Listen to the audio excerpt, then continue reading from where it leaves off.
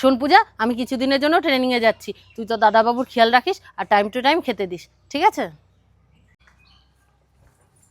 তুমি আসতে পারবে না বললেই হতো, তাহলে আর আমি এতক্ষণ ওখানে দাঁড়িয়ে থাকতাম না।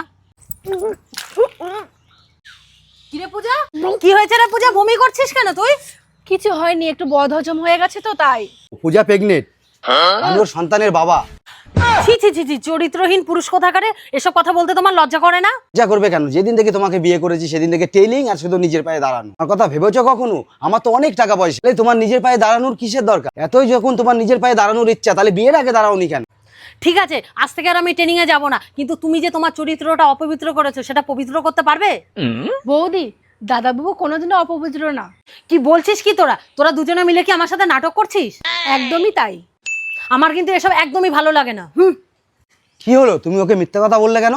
মৌচাক থেকে যত খুশি মধু খাও, কিন্তু মৌমাছি যেন জানতে না পারে, না হলে তোমার চুটকিতে হুল ঢুকিয়ে দেবে।